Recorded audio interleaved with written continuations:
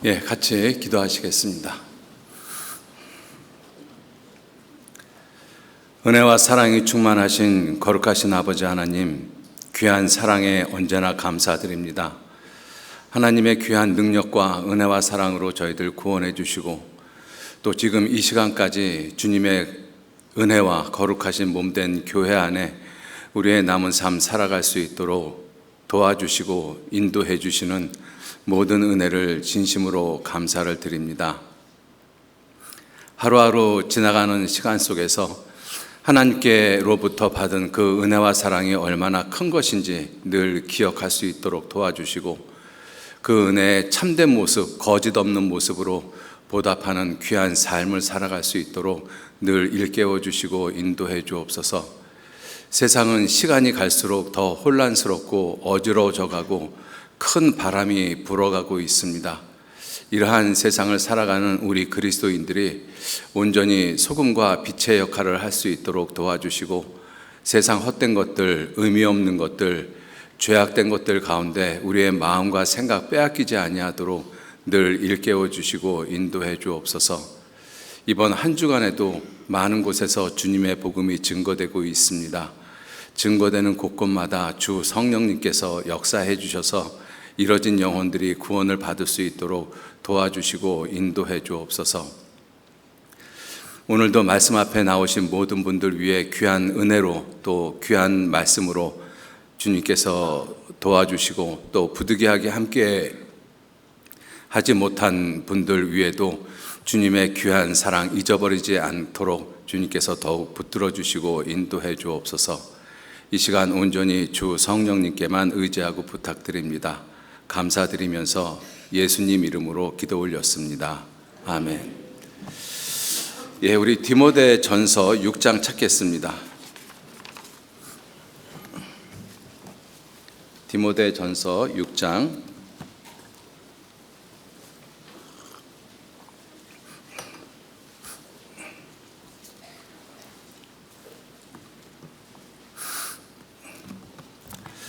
6장 14절로 16절 말씀, 6장 14절로 16절 말씀 찾으셨으면 천천히 같이 읽겠습니다. 우리 주 예수 그리스도 나타나실 때까지 점도 없고 책망받을 것도 없이 이 명령을 지키라. 기약이 이르면 하나님이 그의 나타나심을 보이시리니 하나님은 복되시고 홀로 한 분이신 능하신 자이며 만왕의 왕이시며 만주의 주시오. 오직 그에게만 죽지 아니함이 있고 가까이 가지 못할 빛에 거하시고 아무 사람도 보지 못하였고 또 볼 수 없는 자신이 그에게 존귀와 영원한 능력을 돌릴지어다. 아멘. 오늘 말씀은 15절 말씀. 하나님은 복되시고 홀로 한 분이신 능하신 자이시고 만왕의 왕이시고 만주의 주시다. 이 말씀을 통해서 만왕의 왕 대신 그 예수님에 대해서 좀 생각을 해보고자 합니다. 우리가 예수님은 만왕의 왕이라는 걸 잘 알고 있잖아요. 그래서 이 만왕의 왕이라는 이 주제를 통해서 크게 세 모습의 왕을 한번 좀 생각을 해보셨으면 좋겠습니다. 첫 번째가 왕들 가운데 왕, 이것을 좀 먼저 생각을 해보고요. 그 다음에 왕 중 왕, 그리고 나의 왕, 이렇게 이 세 모습의 왕의 모습을 생각을 하면서 마지막 때를 살아가는 우리 모든 그리스도인들이 정말 예수님을 나의 왕으로 삼고 살아가고 있는가 하는 것을 살펴보시는 그러한 시간들이 되셨으면 좋겠습니다. 먼저 이 왕 가운데 왕에 대해서 좀 먼저 생각을 해보면요. 먼저 왕이라는 의미가 무엇일까? 우리가 굳이 사전적인 의미를 찾지 않아도 왕이 어떻다라는 것은 이미 익히 잘 알고 있습니다. 우리들의 역사 가운데 또 우리들의 삶 가운데서 이미 왕들은 존재하고 있기 때문에. 근데 성경에서 보면 그 왕이 가지고 있는 그 특성, 그 의미 중에 가장 대표적인 것이 권세, 통치권이죠. 그 권세와 영광인 것입니다. 하나님은 그 모든 권세, 통치권을 가지고 계신 분이시고 그리고 그 모든 영광 가운데 거하시는 분이 하나님이십니다. 자, 그 이 왕 가운데 이 왕이신 그 하나님께서 사람을 하나님의 영광을 위해서 창조하셨습니다. 그렇게 첫 번 만들어진 사람이 아담이고 하나님은 그 아담을 에덴 동산에다가 두시고 그 에덴 동산을 다스리고 지키라 이렇게 말씀을 하셨습니다. 다스리고 지키라, 통치권을 갖다가 아담한테 준 것이죠. 그래서 아담은 하나님의 권세와 영광을 받은 대표적인 사람인 것이죠. 자, 그리고 아담은 비록 선악과 시험에서 실패했지만 모든 인류의 조상인 것만은 사실인 것입니다. 그래서 아담 이후에 태어난 모든 사람들, 그 모든 사람들 가운데서는 수없이 많은 왕들이 존재합니다. 그 수없이 많은 왕들 가운데서 우리 사람들은 특별한 왕을 대왕이라는 호칭을 붙입니다. 그래서 그 서구 문명에서 알렉산더는 대왕이라는 호칭을 받습니다. 우리나라에서도 세종은 그냥 세종 왕이라고 하지 않고 대왕이라고 이야기를 하죠. 다른 왕들하고 현격하게 차이가 나는 그런 상대적인 비교를 해서도 놀라운 모습을 가지고 있는 사람을 대왕 이렇게 부르고 있습니다. 자, 아담은 그러한 모든 왕들 가운데서 왕인 것입니다. 왜냐하면 아담이 시작이었으니까요. 그래서 아담은 왕 가운데 왕이라는 것을 우리가 알 수가 있고 그 아담에게 그 모든 권세와 영광을 주신 하나님은 왕 중 왕이라는 것을 알 수가 있죠. 그래서 참된 왕 중 왕은 그 모든 권세와 영광을 친히 주시는 분이십니다. 그래서 아담에게 하나님께서는 그 모든 권세와 영광을 하나님이 주셨습니다. 자, 이와 같은 모습을 살펴보면서 아담은 왕들 가운데 왕이라는 것을 우리가 알 수가 있습니다. 자, 그런데 하나님은 왕 중 왕이신데 사단도 왕이 되기를 원하고 있습니다. 그 예수님이 이 땅에 오셨을 때 사단이 예수님을 시험을 하지 않습니까? 누가복음 4장에 보면 예수님을 시험할 때 두 번째 시험이 한번 찾아보시죠. 누가복음 4장 6절 말씀. 이건 조금 좀 자세히 살펴보시는 것이 좋겠습니다. 누가복음 4장 6절 말씀, 잘 아시는 말씀입니다.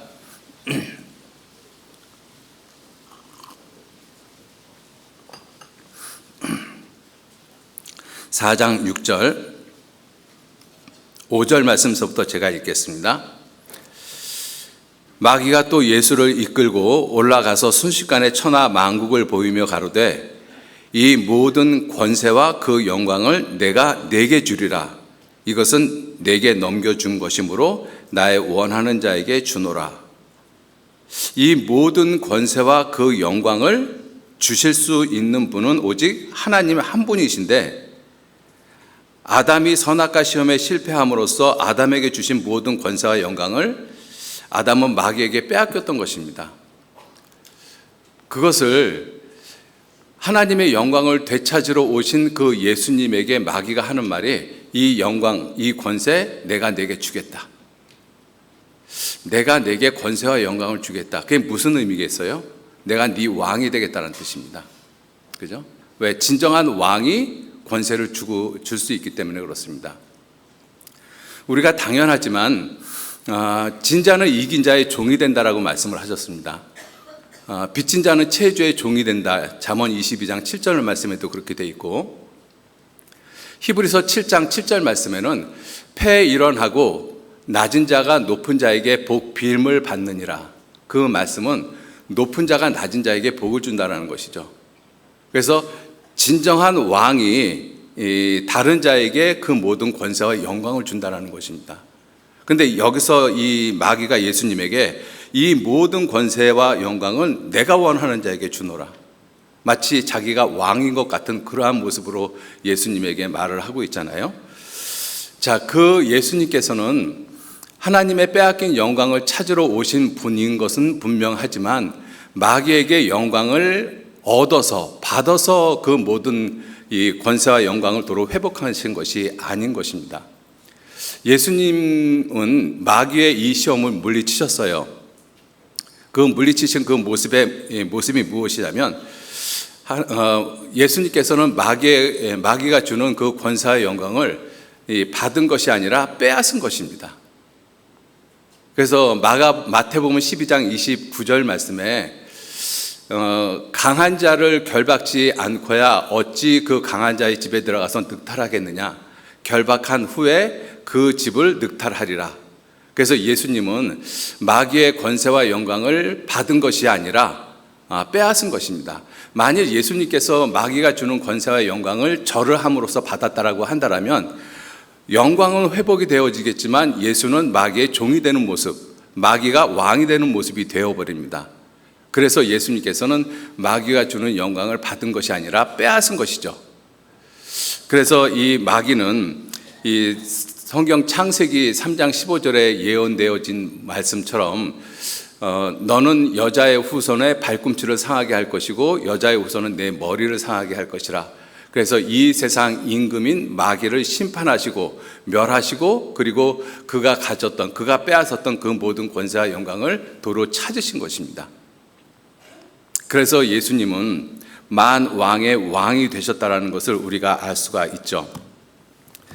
자, 그런 예수님을 마귀는 이 세상 끝날 때까지 모든 사람에게 어떻게 예수님을 가르치고 예수님을 표현하고 있는가 하면 예수님은 만왕의 왕이 아니시고 많은 왕들 중에 한 분이시다라고 이야기를 하고 있습니다.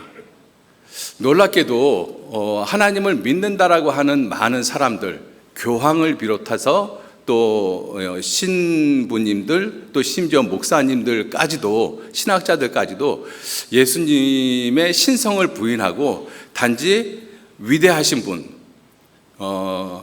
인간적으로 아주 훌륭하신 분, 4대 성인 중에 한 분, 왕들 가운데 한 분으로 생각을 하도록 그렇게 그 예수님을 이야기를 하고 있습니다. 여러분들 요즘 우리나라 감독이 만든 애니메이션 가운데서 미국에서 대히트를 치고 있는 작품이 하나 있습니다. 국내에서도 개봉이 됐죠. 킹 오브 킹스, 왕 중 왕이라는 영화가 이렇게 개봉이 됐습니다. 그 영화를 만든 감독의 인터뷰를 제가 잠깐 읽어드리도록 하겠습니다.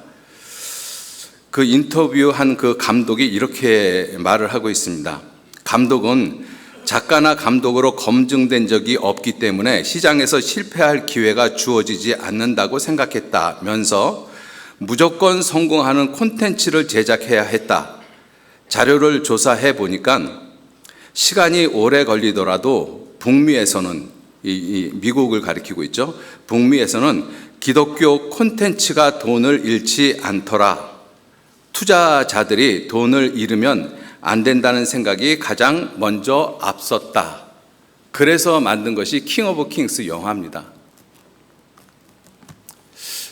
그 킹 오브 킹스 그 영화는 찰스 디킨슨의 예수님의 생애라는 작품을 모티브로 해서 만들어졌어요. 성경이 모티브가 된 것이 아닙니다.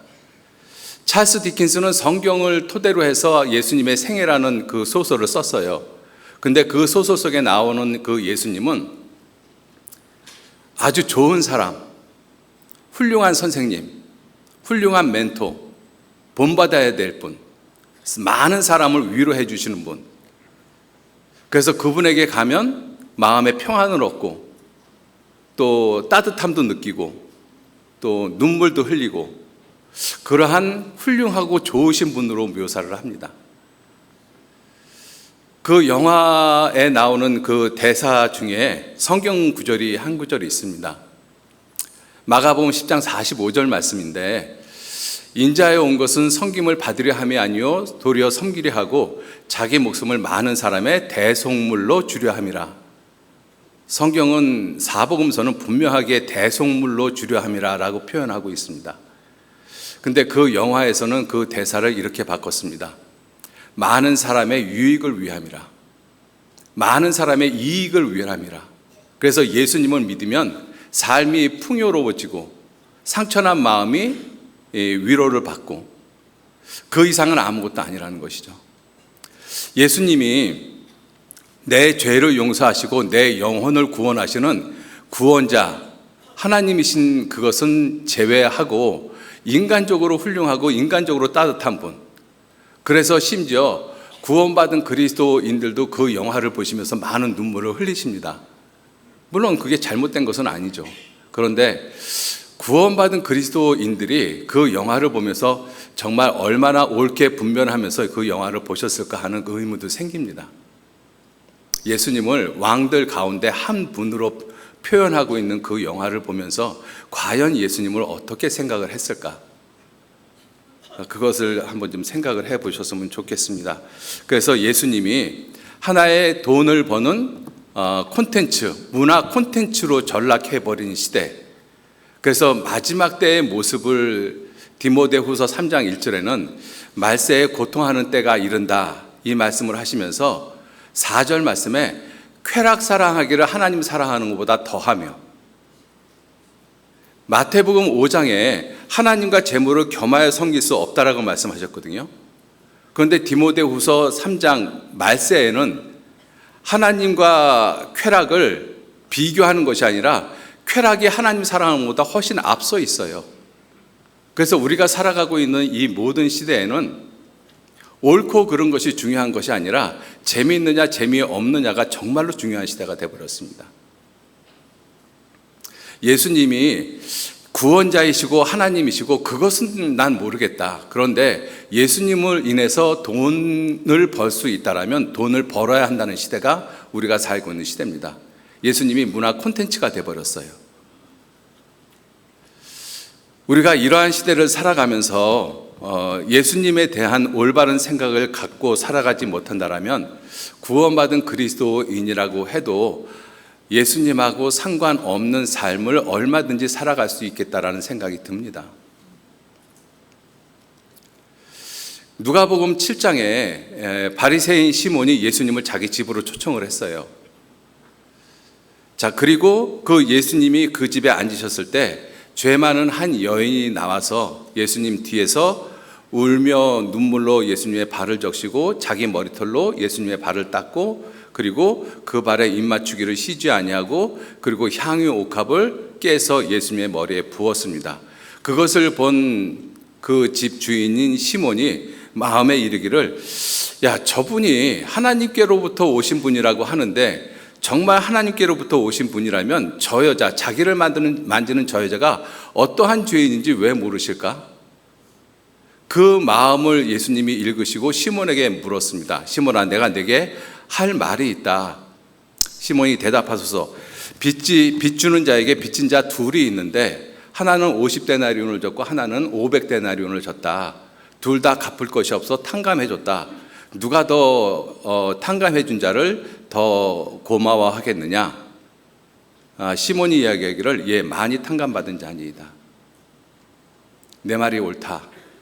그리고 누가복음 7장 44절에 말씀하시기를 예수님께서, 네가 이 여자를 보느냐?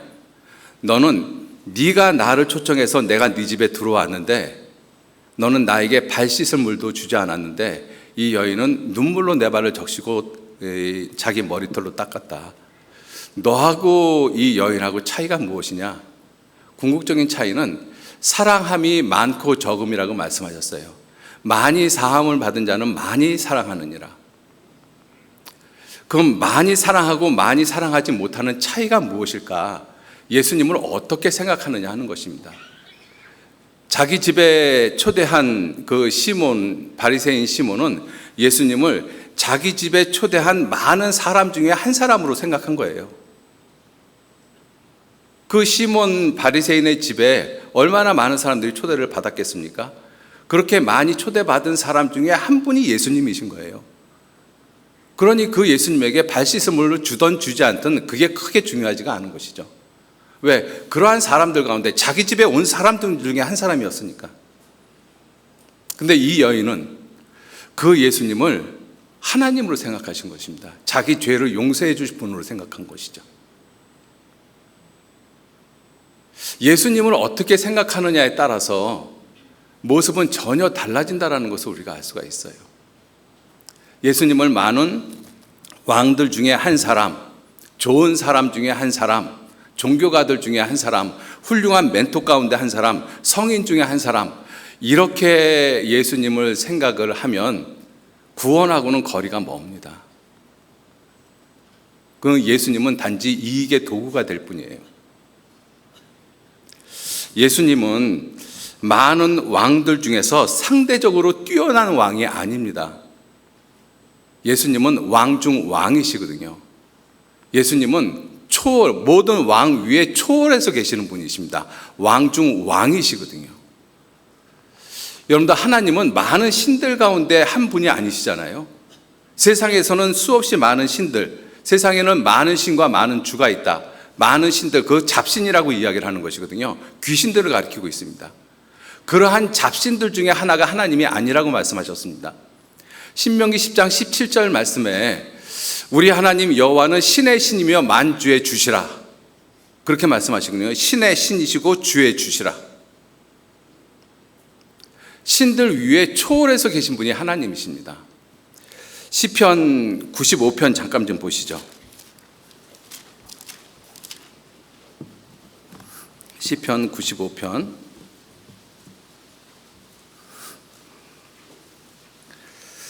몇 절 말씀만 계속 제가 좀 보겠습니다.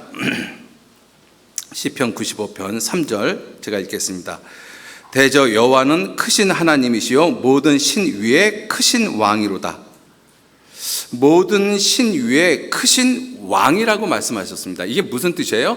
신들 가운데서 모든 신들을 통치하시는 왕이라고 말씀하십니다. 신들을 통치하시는 왕, 그게 신들의 신, 왕 중에 왕을 가리키고 있는 것입니다.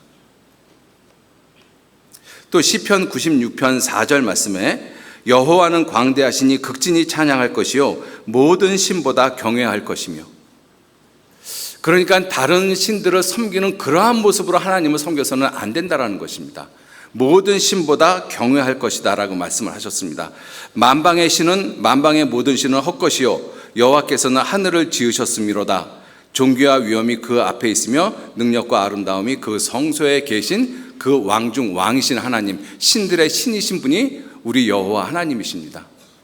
그래서 그 하나님에 대해서 97절, 시편 97편 9절 말씀 같이 읽겠습니다.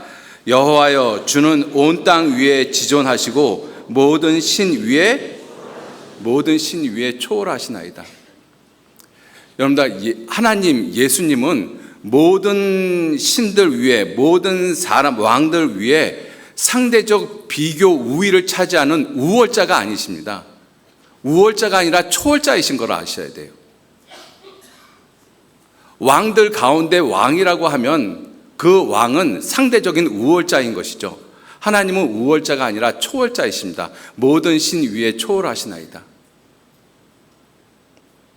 하나님께서 모든 신 위에 초월하신 왕 중 왕, 신들의 신이신 이유가 무엇이겠습니까? 하나님은 천지를 창조하셨어요. 예레미야 10장 10절 11절 말씀에 이렇게 말씀하십니다. 우리 하나님 여호와는 참 하나님이시요 사시는 하나님이시요 영원한 왕이시라. 우리 하나님 여호와는 오직 여호와 하나님은 참 하나님이시요 사시는 하나님이시요 영원한 왕이시라. 이게 하나님을 알아가는 순서의 모습이기도 합니다. 그리고 하시는 말씀이 뭐예요? 그 진노하심에 땅이 진동하며 그 분노하심에 열방이 견디지 못하나니, 그러므로 너희는 그들에게, 우상을 섬기는 그러한 모든 자들에게 말하기를 천지를 짓지 아니한 신들은 땅 위에서 이 하늘 아래서 망하리라 하라. 오직 천지를 창조하신 창조주만이 신의 신이시고 왕의 왕이십니다. 또 하나님께서는 역사의 주관자이시죠. 모든 것의 주인이십니다. 사도행전 24장 17절 24절 말씀에, 17장 24절 말씀에 우주와 그 가운데 있는 만유를 지으신 신께서는 천지의 주인이시다, 주제시다. 역사의 주관자이십니다.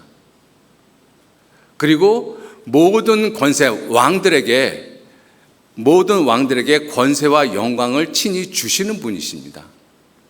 그래서 하나님은 신의 신이라고 말씀을 하셨어요. 왕 중 왕이십니다. 만주의 주시고.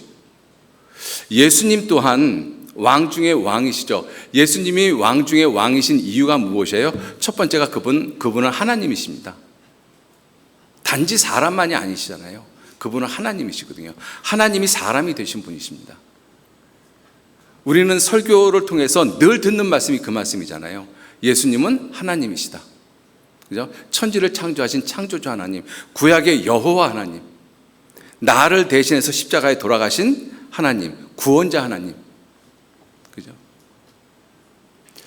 예수님이 왕이신 이유는 그분이 첫째 하나님이시고, 그리고 두 번째 세상 임금을 심판하시는 왕이시기 때문에 그렇습니다. 요한복음 12장 31절 말씀에 이 세상에 심판이 이르렀으니 이 세상 임금, 권세 잡은 자 마귀죠, 임금이 쫓겨나리라. 심판에 대해서 말씀하시기를 심판은 이 세상 임금이 심판을 받았습니다. 예수님은 마귀를 심판하시고 마귀를 멸하시고 마귀로부터 권세와 영광을 도로 빼앗으신 분이십니다. 그래서 예수님은 왕 중 왕이시죠. 또 예수님께서는 죽음을 이기신 분이십니다.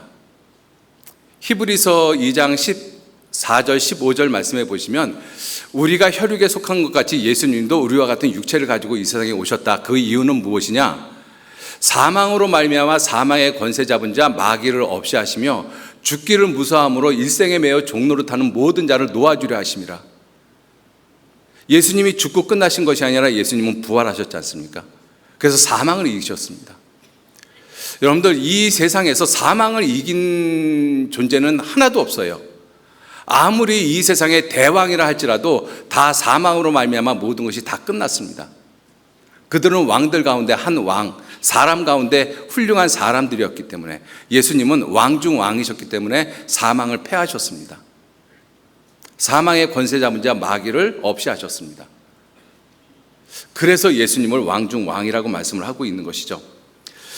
또 그 예수님이 왕 중 왕이신 이유는, 여러분들, 왕이 백성을 다스리면서 백성에게 주어야 하는, 백성에게 주어야 하는 가장 중요한 것이 무엇이라고 생각하십니까? 편안함입니다. 평화입니다. 평화.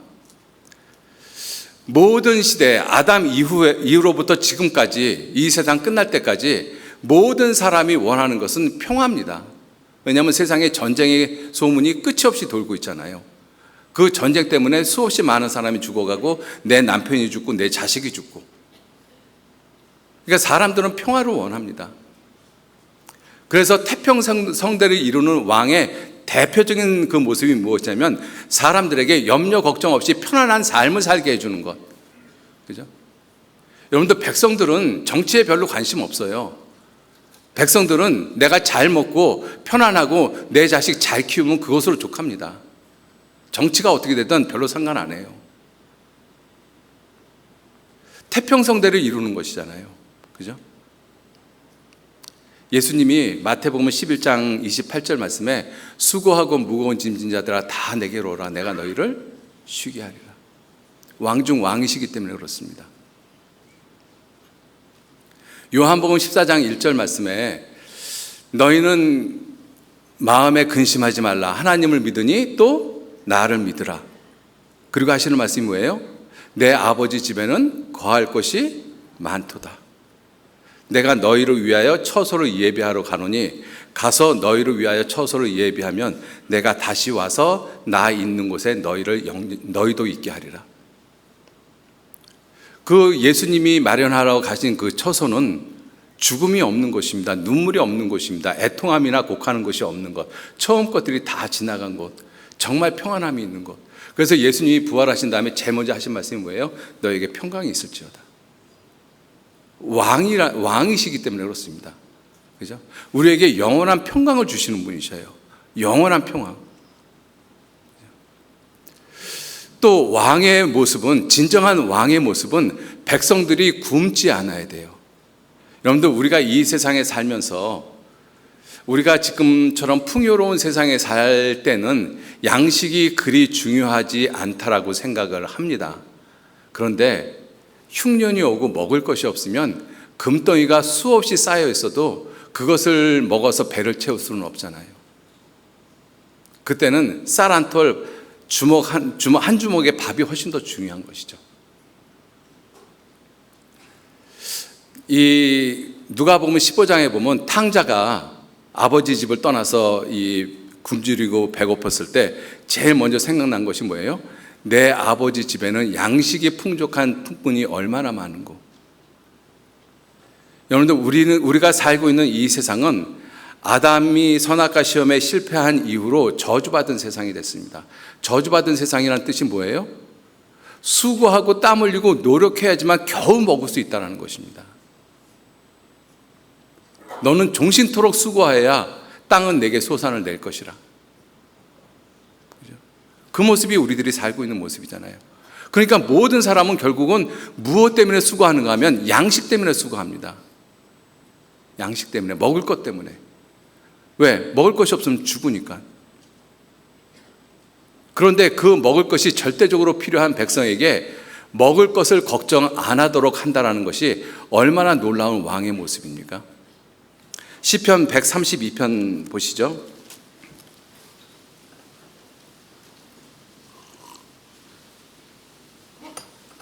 시편 132편.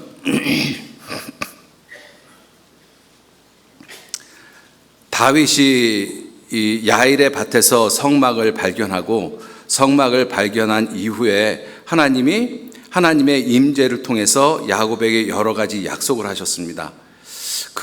이 하나님의 성막에 있는 곳은 하나님이 영원히 쉴 곳이라고 말씀을 하셨고, 그리고 15절 말씀 보시겠습니다. 15절. 내가 이 성에, 하나님이 거하시는 성이죠, 하나님이 임재하시는 곳, 그곳에 식료품에 풍족히 복을 주고 양식으로 그 빈민을 만족해 하리로다.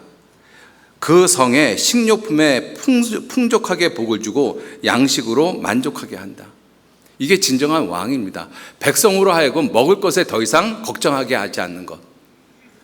그래서 하나님이 에덴 동산을 창조하셨을 때는 그 에덴 동산은 수고하고 땀 흘려서 먹을 것을 얻었던 시절이 아니잖아요. 하나님이 주시는 은혜 가운데 모든 것을 얻을 수 있었습니다. 보기에 아름답고 먹기에 좋은 실과가 나게 하셨습니다. 그걸 그냥 먹으면 돼요. 수고 없이. 그게 은혜지 않습니까? 그게 왕중 왕이신 하나님이 주시는 은혜였습니다. 예수님께서 왕중 왕이 되시는 이유는 이와 같은 모습입니다. 그리고 또 하나는 그 왕중 왕이신 그분이 백성들 한 사람 한 사람 개인을 늘 가까이 한다는 것입니다. 여러분들, 정말로 이 나라를 통치하는 왕이 나에게 가까이 한다라면 내가 그 나라에 살면서 무슨 염려, 무슨 걱정이 있겠습니까? 그죠? 진정한 왕은 그렇게 돼야 된다는 것이죠. 모든 백성에게. 그래서 이 솔로몬에게 하나님이 지혜와 지식을 주셨다라고 말씀하시면서 바다의 모래 같은 넓은 마음을 주셨다라고 말씀하셨어요. 바다와 같은 넓은 마음이 아니라 바다의 모래 같은 넓은 마음. 모래가 얼마나 많습니까? 그 모래 하나를 갖다가 관심을 가지고 살펴볼 수 있는 그 마음을 주셨다는 것입니다. 그게 왕의 모습이거든요. 솔로몬은 왕중 왕의 모습인 것입니다. 예수님의 이 그림자의 모습이잖아요. 그래서 열왕기상 4장 22절 23절에 보면 솔로몬의 일일 양식에 대해서, 솔로몬이 하루 먹는 양식에 대해서 쭉 설명을 하고 있습니다. 그걸 현재 시가로 계산해 봤더니 약 2억 5천만 원 나와요. 물론 솔로몬이 한 사람이 그렇게 먹었다는 얘기가 아니죠. 그죠? 그렇게 양식의 풍족한 모습, 그 모든 양식을 풍족히 먹일 수 있는 그러한 왕, 그 사람이 진정한 왕중 왕이라는 것입니다. 그분이 누구셔요? 예수님이셔요. 그 예수님께서 한 사람 한 사람의 모든 사정을 자세히 살펴주고 계시다라는 것입니다. 어떤 특별한 사람에게만 관심 갖는 것이 아니고, 그게 무슨 뜻입니까? 임마누엘 하나님이에요. 예수님은 나 같은 사람하고도 함께 하십니다. 나 같은 사람하고도. 그죠? 주님이 그러실 수 있는 이유는 임마누엘이시기 때문에 그래요. 내가 너와 함께 하겠다.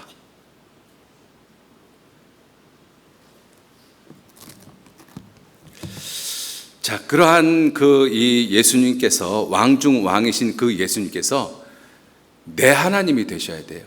내 하나님. 여러분들, 그 임마누엘 하나님, 그 예수님이 정말 내 하나님 되셨습니까? 아니면 당신의 하나님이십니까?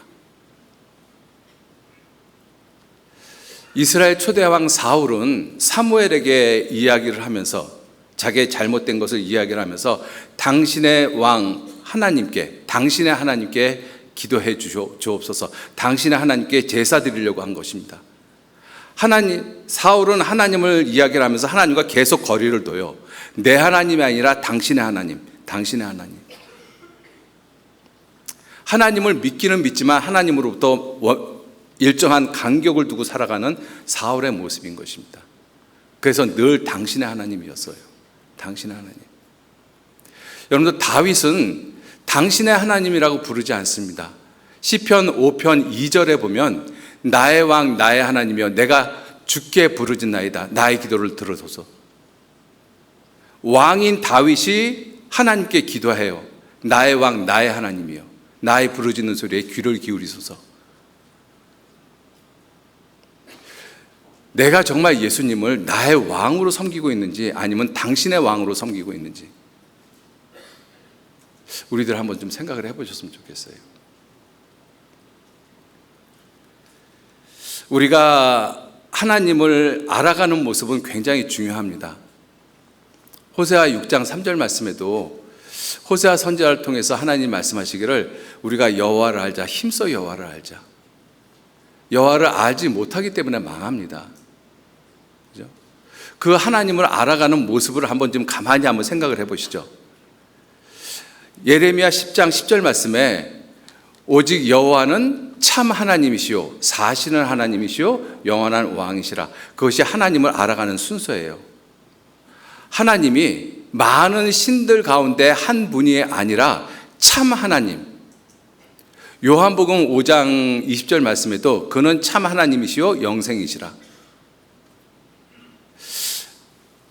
하나님은 왕들 가운데, 신들 가운데 한 분이 아니라 신의 신이고 왕의 왕이고 만주의 주십니다. 그죠? 그런데 우리 모든 사람은 처음부터 하나님을 그렇게 알고 태어난 사람들이 아니잖아요. 하나님을 알지 못하고 태어났습니다. 여러분들, 악인이란 뜻이, 성경에서 악인이란 뜻은 악한 행동을 한 사람을 악인이라고 말씀하고 있는 것이 아니에요. 하나님을 알지 못하는 것을 악인이라고 말씀하십니다. 시편 58편 3절 말씀에 죄인은 모태에서부터 멀어졌나니 나면서부터 곁길로 나가 거짓을 말하는다. 이렇게 말씀 안 돼 있죠. 어떻게 돼 있어요? 악인은 모태에서부터 멀어졌으며 누구하고? 하나님하고. 하나님을 모르는 상태인 것입니다. 예레미야 2장 19절 말씀에 여호와를 알지 못하는 것이 악이요 고통인 줄 알라. 나 만군의 여호와의 말이니라. 하나님을 알지 못하는 것이 악인 거예요. 그죠? 시편 4절 말씀에도 악인은 그 교만한 얼굴로 말하기를 하나님이 이를 감찰치 아니하신다 하며 그 모든 사상에 하나님이 없다. 악인이라고 말씀하고 있잖아요. 죄인이라고 말씀하지 않습니다. 그 악인이 하나님의 법, 하나님의 계명을 깨트리고 사는 것을 죄인이라고 이야기를 하는 것이죠. 우리는 악인으로 태어나서 죄인의 삶을 살고 있는 거예요. 그러한 모습으로 살다가 죽으면 심판받고 지옥 갑니다. 한 번 죽는 것은 사람에게 정하신 것이요 그 후에는 심판이 있으리니. 악인으로 태어나서 죄인의 삶을 살다가 죽으면 심판받고 지옥 가는 것. 그러한 인생이 반드시 알아야 할 분이 누구셔요? 참 하나님이십니다. 참 하나님. 그래서 우리는 이러한 성경을 통해서, 말씀을 통해서 하나님이 어떠한 분이신지를 우리는 알아요. 성경을 공부하면서 지식을 통해서, 하나님을 아는 지식을 통해서 하나님, 참 하나님이 어떠한 분이신지 압니다. 그리고 성경을 통해서 그 예수님이 이 세상에 오셨고 내 죄를 영원히 용서해 주신 놀라운 하나님, 놀라운 구원자 하나님이신 것을 우리가 받아들이게 되지 않습니까? 그래서 진정으로 하나님을 알게 되어졌습니다. 자, 그리고 그 이후에 하나님을 섬기는 삶을 살아가면서 우리가 또 깨닫는 것이 뭐예요? 하나님은 사시는 하나님이시구나. 사시는 하나님. 나는 아브라함의 하나님이요, 이삭의 하나님이요, 야곱의 하나님이라. 하나님은 죽은 자의 하나님이 아니라 산 자의 하나님이시라. 하나님 산 자의 하나님이십니다. 참 하나님을 아는 것도 중요하지만 그것보다 더 중요한 것은 그 참 하나님이 죽은 하나님이 아니라 사시는 하나님이시라는 것입니다. 사시는 하나님. 그리고 성경을 공부하고 신앙생활을 해가면서 그 하나님이 왕이라는 것을 깨닫죠. 왕이라는 것을. 왕들 가운데 한 왕이 아니라 왕 중 왕이라는 것을 깨닫습니다. 그 왕 중 왕이신 그 하나님이 내 하나님이 되셔야 돼요. 내 하나님이 되시려면 그 하나님이 나와 함께 계심을 아셔야만 됩니다. 임마누엘 하나님 아셔야 돼요. 나와 함께 계시는 하나님. 여러분들, 하나님이 천지를 창조하신 것을 아는 것은 성경을 배워가면서 지식을 통해서 깨달아 가잖아요. 그죠? 지식을 통해서. 하나님의 창조하는 것을 내가 경험을 통해서 깨달아 갑니까? 하나님 창조하신 걸 내가 경험을 해요? 불가능하지 않습니까? 태초에 하나님이 천지를 창조하셨는데 그것을 내가 어떻게 경험을 해요? 태초에 천지를 창조하신 창조주 하나님을 경험하는 것은 성경을 알면서 하나님을 아는 지식을 통해서 깨달아가는 것입니다. 임마누엘 하나님, 나와 함께 계시는 하나님, 내 삶에 나를 붙잡고 계시는 하나님, 그 하나님을 경험하는 것은 지식을 통해서 깨닫는 것이 아니에요. 경험을 통해서 깨닫는 것입니다.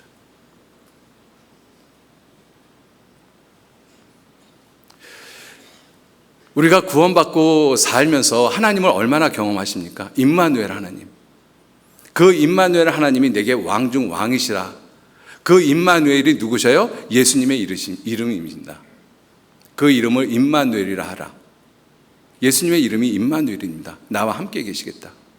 그래서 예수님은 부활하시고 승천하시면서 마지막에 하신 말씀이 마태복음 28장 20절에 무슨 말씀을 하셔요? 내가 세상 끝날까지 너희와 항상 함께 있겠다. 임마누엘 하나님의 약속을 분명히 하고 가셨잖아요. 그리고 50일 이후에 성령이 이 땅에 오시면서 성령이 우리를 이끌어 가십니다. 교회 안에서, 그리고 나 개인적으로도. 그 성령이 내 삶을 이끌어 가시는 그 임마누엘 하나님 경험하고 계십니까? 경험하셔야 돼요. 그건 단지 성경을 아는 지식 가지고 얻어지는 것이 아닙니다. 내 삶의 경험을 통해서 알아지는 거예요. 자, 그러면 그 왕 중 왕이신 그 예수님께서 나의 왕이 되셔야 되잖아요. 예수님께서 나의 왕이 되시는 것을 내가 어떻게 깨달을 수 있을까? 여러 모습이 있지만 시간상 딱 두 가지만 말씀을 드리겠습니다. 첫째는 외로움입니다. 시편 찾으셨으니까 시편 10편을 보시겠습니다. 시편 10편에 외로운 자에 대한 단어가 딱 3번 나옵니다.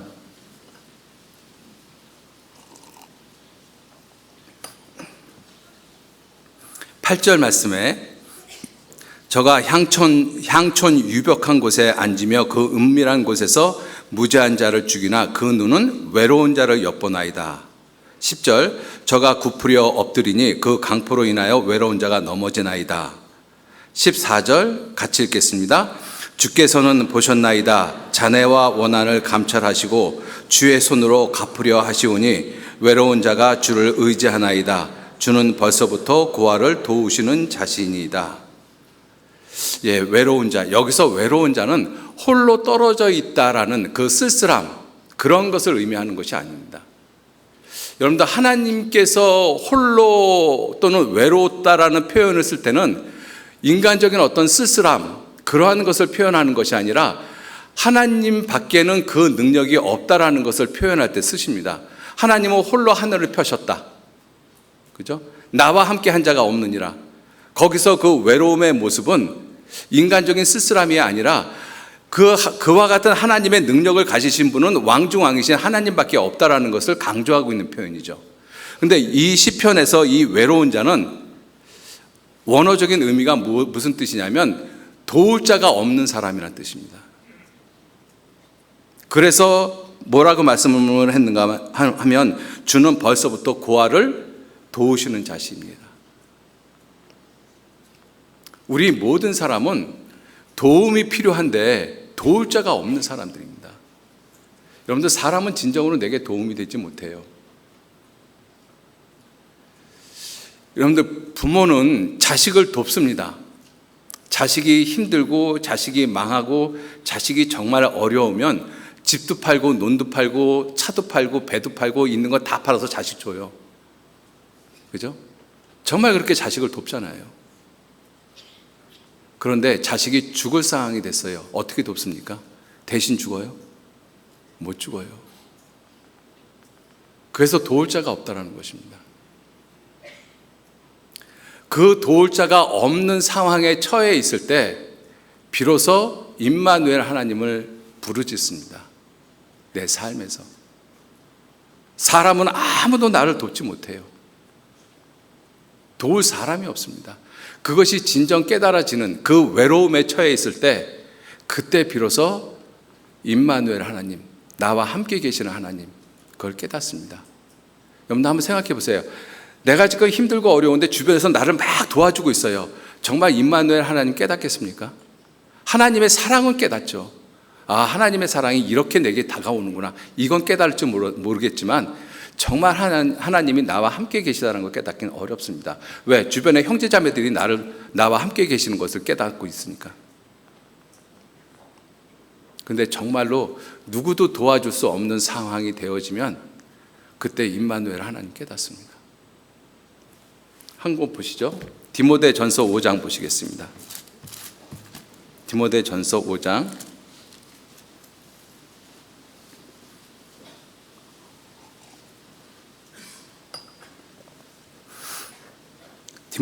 5장 5절 말씀 같이 읽겠습니다. 참 과부로서 외로운 자는 하나님께 소망을 두어 주야로 항상 간구와 기도를 하거니와. 참 과부로서 외로운 자, 여기서 외로운 자는 도움을 받을 수 없는 사람이 그러한 뜻이 아니라 홀로 남겨진 사람인 것입니다. 참 과부, 남편이 없는 사람이잖아요. 그죠? 반드시 곁에 있어야 될 남편이 없어졌어요. 그 참 과부는 외로운 자로서 소망을 항상 하나님께 둬서 주야로 밤낮으로 하나님께 간구와 기도를 드리는 자다. 그 외로운 자가 그 기도 속에서 하나님 만납니다. 임마누엘 하나님. 그죠? 그래서 왕 중 왕이신 예수님, 임마누엘의 하나님, 나의 왕이 되신 그 예수님을 깨닫는 것은 외로움 속에서 깨닫습니다. 두 번째가 심한 고난과 고통 가운데서 주님 깨닫습니다. 이사야서 27장 보시죠. 이사야서 27장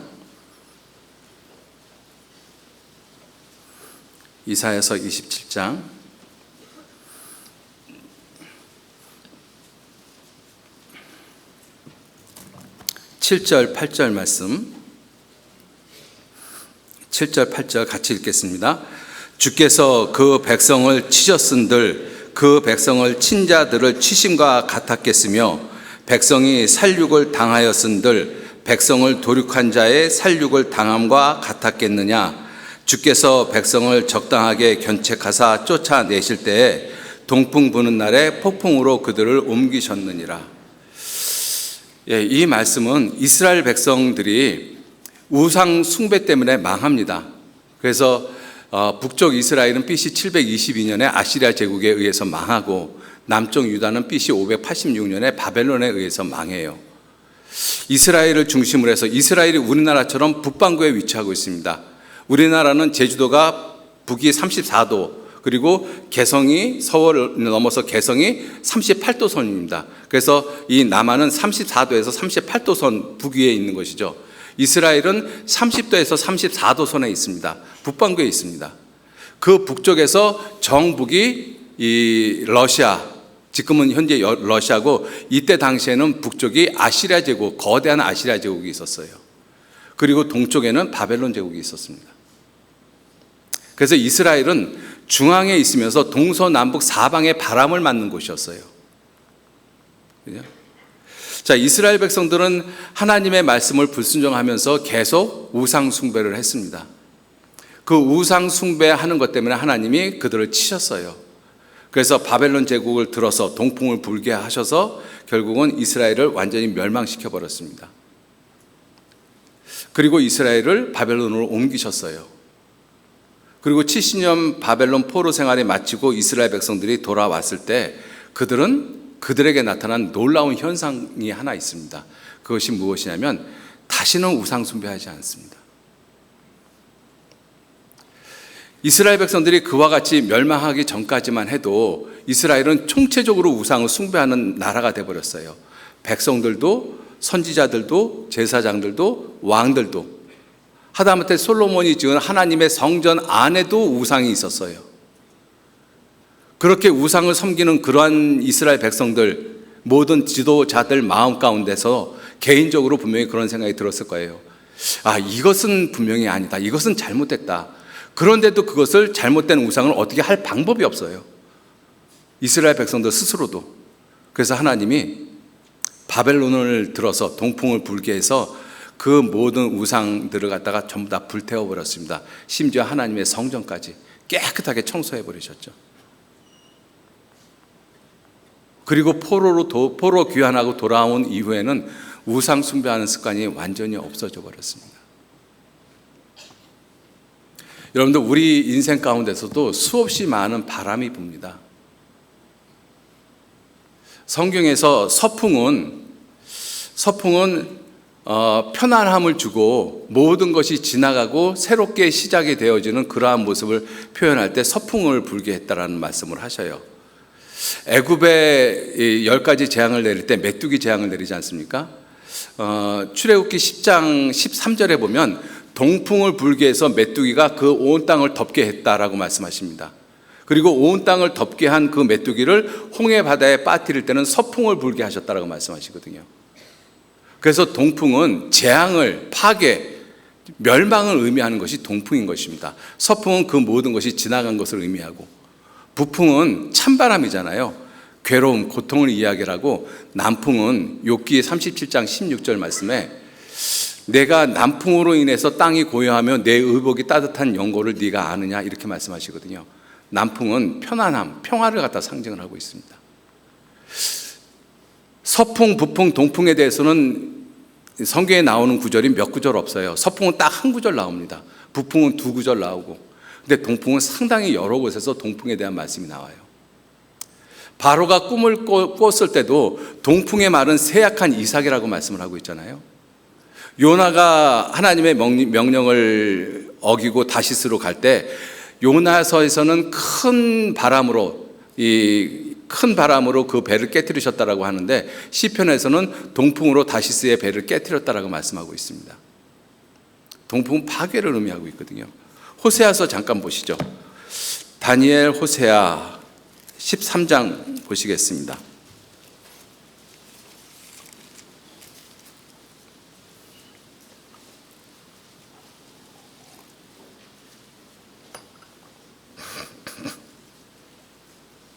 호세아 13장 15절 말씀 같이 읽겠습니다. 저가 비록 형제 중에서 결실하나 동풍이 오리니 곧 광야에서 일어나는 여호와의 바람이라. 그 근원이 마르며 그 샘이 마르고 그 적축한 바 모든 보배의 그릇이 약탈되리로다. 그래서 동풍이 불면 모든 것이 다 끝입니다. 그죠? 그런데 아담이 범죄한 이후로 이 세상은 저주의 바람이 불고 있잖아요. 그게 동풍입니다. 그래서 인생은 바람 잘 날이 없어요. 그죠? 수없이 많은 바람들이 붑니다. 크고 작은 바람들이. 그게 다 동풍의 모습들이거든요. 동풍이 불면 내게 있는 건 모든 것을 가져가요.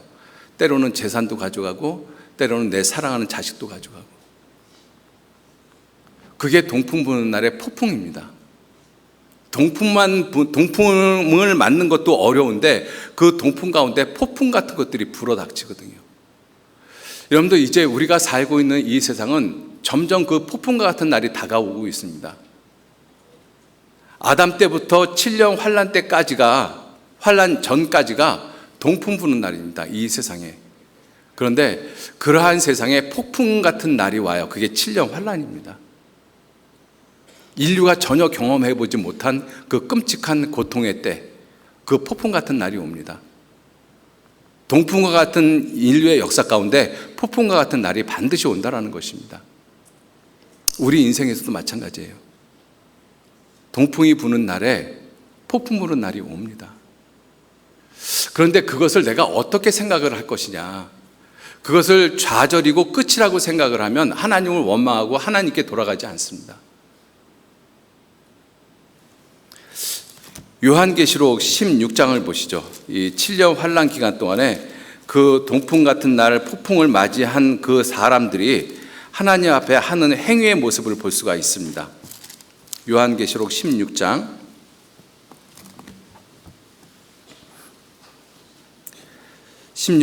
8절 말씀 제가 읽겠습니다.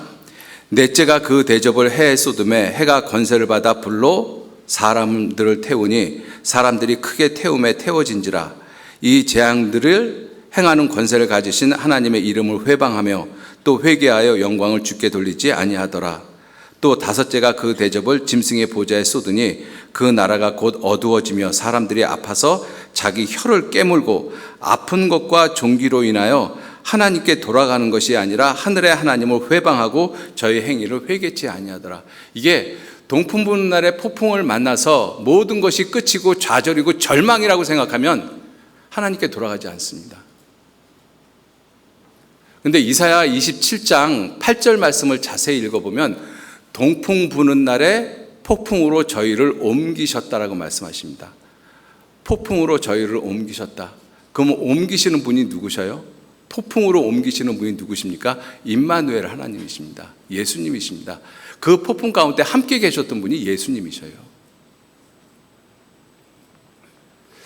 동풍 부는 날에 폭풍과 같은 인생을 산 사람들이 많습니다. 야곱이 그렇지 않습니까? 요셉이 그렇지 않습니까? 요셉이 종살이 하는 모습이 동풍 부는 날이었다면 감옥살이 하는 날은 폭풍 부는 날이었어요. 다니엘이 포로 잡혀가는 그 모든 시간이 동풍 부는 날이었다면 사자굴에 떨어진 날이 폭풍과 같은 날이었습니다. 다니엘의 세 친구도 포로로 잡혀간 그 날이 동풍 부는 날이잖아요. 평소보다 7배나 뜨거운 풀무 가운데 떨어질 때가 폭풍 부는 날이었습니다. 그런데 그 평소보다 7배 뜨거운 풀무 가운데서 주님 만나시잖아요. 여러분들 폭풍 가운데 주님 계시다는 거 아셔야 돼요. 따라서 동풍 부는 날에 폭풍을 우리에게 일으키시는 이유는 우리를 멸망시키고자 하는 것이 아니라 우리에게 새로운 시작을 갖게 하기 위한 것입니다. 내가 어찌할 수 없는 것들을 싹 쓸어버리면서 새로운 모습으로 새롭게 시작하는 것이 동풍 부는 날의 폭풍과 같은 모습이라는 거 아셔야 됩니다. 동풍 부는 날의 폭풍으로 나를 옮기셨습니다. 그죠? 그래서 그 폭풍은 끝이 아니라 시작인 것입니다. 여러분들, 우리가 살아가는 이 세상 이제 앞으로 점점 더 힘듭니다. 정말로 힘들어져요. 경제적으로는 말할 수 없이 힘든 시간들이 분명히 올 것입니다. 폭풍과 같은 시간들이 분명히 올 거예요. 제가 그것을 아는 이유가 무엇이냐면, 저는 이 실제 산업 현장에 제가 지금 몸담고 있는 것은 아니잖아요. 전도인으로 들어오기 전까지는 그랬지만 전도인으로 들어오면서 실제로 제가 땀 흘리고 수고하고 그러면서 돈 벌고 있는 것은 아니지 않습니까? 그러니까 그 산업 현장이 얼마만큼 힘들고 고되다는 걸 잘 체감하지 못합니다, 솔직히. 그런데 많은 분들은 아니지만 상담을 하면서 얼마큼 힘든다는 것은 감이 잡혀요. 상담을 하는 분들을 이렇게 만나면서 정말 더 힘들겠구나, 얼마나 힘들까, 그죠? 아마 앞으로 그러한 모습이 우리에게 더 많이 찾아올 거라고 생각이 듭니다. 그러한 시간에 절대로 좌절하지 마십시오. 그때 그 폭풍 가운데 주님 계셔요. 주님이 나를 옮기고 계십니다. 내가 알지 못하는 다른 곳으로. 누구든지 그리스도 안에 있으면 새로운 피조물이라. 이전 것은 지나갔으니 보라, 새 것이 되었도다. 새로운 모습으로 새롭게 시작하는 시간이라는 걸 꼭 마음 가운데 생각하셨으면 좋겠습니다. 아무리 폭풍이 불어도 절대로 포기하지 마십시오. 나의 왕, 나의 하나님, 나와 함께 계십니다. 세상 끝날까지. 같이 기도하시겠습니다. 하나님, 귀한 은혜와 사랑에 진심으로 감사를 드립니다. 우리가 하나님을 알아가면서 그 하나님이 임마누엘 하나님이신 것을 깨닫게 하시고, 그 임마누엘 하나님, 그 예수님이 나의 왕이 되심을 분명하게 깨달을 수 있도록 주님 도와주시고 인도해 주옵소서. 세상에서 많은 바람이 불고 폭풍이 휘몰아쳐도 그것이 끝이 아니라 새롭게 내 삶을 시작하는 것인 것을 분명하게 깨닫고, 오히려 하나님을 찬양하고 하나님의 영광을 나타내는 삶을 살 수 있도록 우리에게 용기와 희망, 꿈을 허락해 주시기를 진정 의지하고 부탁드립니다. 나머지 모든 시간들 오직 선하신 주님의 손에만 의지하고 부탁드립니다. 감사드리면서 예수님 이름으로 기도 올렸습니다. 아멘.